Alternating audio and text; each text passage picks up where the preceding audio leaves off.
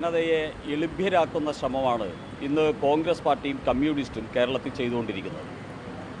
കുറേ കാലമായി ജയിച്ച നാൾ മുതൽ സുരേഷ് ഗോപിയെ വേട്ടയാടുക എന്ന് പറയുന്നത് ഇവിടുത്തെ ഇടതിൻ്റെയും വലതിൻ്റെയും ചില മാധ്യമങ്ങളുടെയും ഒരു സ്ഥിരം പണിയായിട്ട് വന്നിരിക്കുകയാണ്. ഞങ്ങൾ കാണുന്നത് സുരേഷ് ഗോപിയെ വേട്ടയാടി നിങ്ങൾ അദ്ദേഹത്തെ MP ആക്കിയിട്ടുണ്ട്, അദ്ദേഹത്തെ കേന്ദ്രമന്ത്രിയാക്കിയിട്ടുണ്ട്. ഇപ്പോൾ അദ്ദേഹത്തിൻ്റെ ഓഫീസിന് നേരെ ആക്രമണം നടത്തുന്നു. ആ ആക്രമണത്തിനെതിരെ പ്രതിഷേധിക്കുന്ന പാർട്ടിയുടെ ജില്ലാ പ്രസിഡൻറ്റും സംസ്ഥാന നേതാക്കന്മാരും ഉൾപ്പെടെയുള്ളവരെ പോലീസിനെ കൊണ്ട് തലയടിച്ചു പൊട്ടിക്കുന്നു. ഇതൊക്കെ ചെയ്തിട്ട് നിങ്ങൾ എന്ത് നേടാൻ പോകുന്നു എന്ന് മനസ്സിലാകുന്നില്ല. അതാണ് ഇവിടുത്തെ ഇടതുപക്ഷത്തിനോടും അതോടൊപ്പം തന്നെ കോൺഗ്രസിനോടും ഒരു വിഭാഗം മാധ്യമങ്ങളോട്, എല്ലാ മാധ്യമങ്ങളെയും ഞാൻ പറയുന്നില്ല, ഒരു വിഭാഗം മാധ്യമങ്ങളോടും എനിക്ക് ചോദിക്കാനുള്ളതും പറയാനുള്ളതും അതാണ്.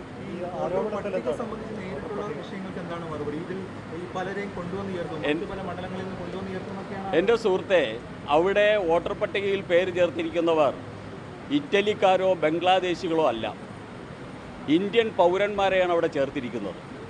അങ്ങനെ ഇന്ത്യൻ പൗരന്മാരെ ആരെങ്കിലും വോട്ടർ പട്ടികയിൽ പേര് ചേർത്താൽ ആ പേര് ചേർത്ത ആൾക്കാരെ ഡിലീറ്റ് ചെയ്യാനും ആ പരാതി കൊടുക്കാനും ഉള്ള പ്രൊവിഷൻസ് ഉണ്ട്. ആ പ്രൊവിഷൻ ഇപ്പോൾ തദ്ദേശ സ്ഥാപന തെരഞ്ഞെടുപ്പിൽ നടന്നുകൊണ്ടിരിക്കുകയാണല്ലോ. എനിക്ക് വോട്ടർ പട്ടികയിൽ പേര് ചേർക്കാം, ആ വോട്ടർ പട്ടികയിൽ പേര് ചേർത്തവരെ ഡിലീറ്റ് ചെയ്യാം, അതിനൊക്കെ പ്രൊവിഷൻസ് ഉണ്ട്. കേന്ദ്ര ഇലക്ഷൻ കമ്മീഷൻ ഇതിനേക്കാൾ കുറച്ചുകൂടെ സുതാര്യമായ സംവിധാനങ്ങളാണ് ഉള്ളത്. അവിടെ BLO ഉണ്ട്, അതോടൊപ്പം തന്നെ BLAമാരുണ്ട്. അവർ വീടുകളിൽ വന്നിട്ടാണ് ഓരോന്ന് വെരിഫൈ ചെയ്യുന്നത്. അതിൻ്റെ അടിസ്ഥാനത്തിലാണ് ഫൈനൽ വോട്ടർ പട്ടിക പുറത്തു വരുന്നത്. ഞാൻ ചോദിക്കുന്ന ഈ പിണറായി വിജയൻ്റെ മാർക്സിസ്റ്റ് പാർട്ടിയും BD സതീശൻ്റെ കോൺഗ്രസും ഒക്കെ ഞങ്ങളവിടെ 10-50,000 പേരെ വോട്ടർ പട്ടികയിൽ പേര് ചേർത്ത് ഭംഗിയായിട്ട് സംഘടനാ പ്രവർത്തനം നിയമപരമായി ഇലക്ഷൻ കമ്മീഷൻ്റെ നിയമത്തിന് വിധേയമായിട്ട് ഇതൊക്കെ ചെയ്തപ്പോൾ എന്ത് പണിയെടുത്തുകൊണ്ടിരിക്കുകയായിരുന്നു. ഞങ്ങളുടെ MP അവിടെ ജയിച്ച് 1.5 വർഷമായില്ലേ? 1.5 വർഷത്തിന് ശേഷമാണോ അദ്ദേഹത്തെ വേട്ടയാടാൻ വേണ്ടി ഇറങ്ങി പുറപ്പെട്ടിരിക്കുന്നത്? ഇതൊക്കെ ഛത്തീസ്ഗഡിൽ നാണം കെട്ടു. അതോടൊപ്പം തന്നെ കേരളത്തിൽ ഛത്തീസ്ഗഡിനേക്കാൾ അതിഭീകരമായി കോതമംഗലം ഉൾപ്പെടെയുള്ള സ്ഥലത്ത് ലവ് ജിഹാദ് നടക്കുന്നു. ഈ ലവ് ജിഹാദ് ഇവിടെ ഉയർന്നു വരരുത്. ഇവിടുത്തെ മുസ്ലിം തീവ്രവാദി സമൂഹത്തിനോടൊപ്പം അവരുടെ പാദസേവകരായിട്ടുള്ള കമ്മ്യൂണിസ്റ്റ് പാർട്ടിയും മാർക്സിസ്റ്റ് പാർട്ടിയും ഇവിടുത്തെ കോതമംഗലത്തെ ലവ് ജിഹാദ് ഉയർന്നു വരരുത്. അതോടൊപ്പം തന്നെ സോനയുടെ വിഷയം ഉയർന്നു വരരുത്. അതുപോലെ കൊട്ടാരക്കരയുടെ വിഷയം ലവ് ജിഹാദ് ഉയർന്നു വരരുത് എന്നാഗ്രഹിച്ച് ഈ കേരളത്തിലെ പൊതുസമൂഹത്തിൻ്റെ മനസ്സിൽ നിന്ന്, കേരളത്തിലെ കാതലായ പ്രശ്നങ്ങളിൽ നിന്ന്, ഭീകരവാദികളുമായി ബന്ധപ്പെട്ട വിഷയങ്ങളിൽ നിന്ന് അവരുടെ മനസ്സ് മാറ്റുന്നതിന് വേണ്ടിയുള്ള നരേറ്റീവാണ് ഇന്ന് സുരേഷ് ഗോപിയുടെ ഓഫീസിന് നേരെ കരിയോയിലൊഴിച്ചതും അവിടെ ബി.ജെ.പിയുടെ പ്രവർത്തകർക്ക് നേരെ ആക്രമണം നടത്തിയതുമൊക്കെ അതിൻ്റെ ഭാഗമായിട്ടാണ് ഞങ്ങൾ കാണുന്നത്. പക്ഷേ തൃശ്ശൂർ ജനത സുരേഷ് ഗോപിയോടൊപ്പമാണ്, സുരേഷ് ഗോപി തൃശ്ശൂർ ജനതയോടൊപ്പമാണ്. അവിടെ വോട്ട് ചേർത്തിരിക്കുന്നത് ഇറ്റലിക്കാരിയെയോ അല്ലെങ്കിൽ ബംഗ്ലാദേശുകാരനെയോ അല്ല, ഇന്ത്യൻ പൗരന്മാരെയാണ് വോട്ട് ചേർത്തിരിക്കുന്നത്. ഇന്ത്യൻ പൗരന്മാരെയാണ് വോട്ട് ചേർത്തിരിക്കുന്നത്.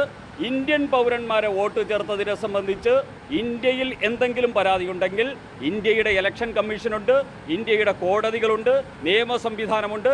ആ വഴിക്കാണ് പോകേണ്ടത്.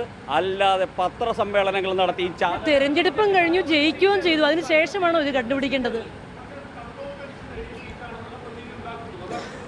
ഈ പ്രതീതി ഉണ്ടാക്കുന്നവർ തോറ്റു തുന്നം പാടിയവർ നെഞ്ചത്തടിച്ച് നിലവിളിക്കുകയല്ലാതെ പിന്നെ എന്താ ചെയ്യുക?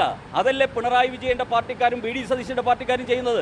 അതിന് ഞങ്ങൾ എന്തിനാ ഉത്തരം പറയണം? ഒരു കാര്യം ചോദിച്ചിട്ട്, സുരേഷ് ഗോപിക്കും സുരേഷ് ഗോപിയുടെ ഭാര്യയ്ക്കും 2 വോട്ട് എങ്ങനെയാണ് വരും? അതൊക്കെ ന്യായമാണോ? അദ്ദേഹത്തെ പോലെ ഒരാൾ ചെയ്യുന്നത്, ഡ്രൈവർ വോട്ട് ചെയ്യുന്നു, അതൊക്കെ ന്യായമാണോ? 2 വോട്ടർ പട്ടികയിൽ പേരുള്ളത് ഇന്ത്യയിൽ ശിക്ഷയുണ്ടോ അതിന്? അല്ല, അങ്ങനെ ചെയ്യുന്നത് ന്യായക്കുറവല്ലേ? അത് സ്വയം ഒഴിവാക്കേണ്ട, ജാഗ്രത കാണിക്കേണ്ടതല്ലേ? റിപ്പോർട്ടറിനോട് തിരിച്ചു ചോദിക്കുക. 2 വോട്ടർ പട്ടികയിൽ 2-3 സ്ഥലത്ത് ഒരാളിന് വോട്ടുണ്ടായാൽ അത് കുറ്റമാണോ? ജാഗ്രതക്കുറവല്ലേ? അല്ലെ, ഈ അവിടെ വന്ന് മറ്റേ വോട്ട് കളയാതെ വന്ന് ചെയ്യുന്നത് ജാഗ്രതക്കുറവല്ലേ സുരേഷ് ഗോപി? നിങ്ങളുടെ ചോദ്യത്തിന് ഞാൻ ഉത്തരം പറയണമെന്ന് നിങ്ങൾ ആഗ്രഹിക്കുമ്പോൾ എൻ്റെ ചോദ്യത്തിന് ആദ്യം നിങ്ങൾ ഉത്തരം പറയും. കുറ്റമാണോ? റിപ്പോർട്ടർ ചാനലിനോട് ഞാൻ ചോദിക്കുന്നു. ഒരാളിൻ്റെ പേര്, താങ്കളുടെ പേര് രണ്ടിടത്ത് വച്ചത് കുറ്റമാണോ എന്നുള്ളതല്ല. സുരേഷ് ഗോപിയെ പോലെ ഒരാൾ അവിടെ വേറെ വോട്ട് അല്ലല്ല ഉരുളുന്നതല്ല അല്ല അതിന് മറുപടി പറഞ്ഞാൽ മതി. അതല്ല, രണ്ട് സ്ഥലത്ത് തിരിച്ച് ഞാൻ ചോദിച്ചതിനല്ല ഉത്തരം പറഞ്ഞു. ഞാൻ ചോദിച്ചതിന് തിരിച്ച് കൗണ്ടർ ചോദ്യമല്ലേ ചോദിച്ചത്? അല്ലേ കുറ്റം? ഞാൻ ചോദിച്ചോട്ടെ, ഇവിടെ മുഴുവൻ ഇവിടെ ഇലക്ഷന് മത്സരിക്കുന്നവര് അവർ വോട്ട് ചെയ്തു എന്നുള്ളതല്ലല്ലോ. അത് ന്യായമാണോ? അതാണ് അദ്ദേഹത്തിന്റെ മര്യാദയും മാന്യതയും.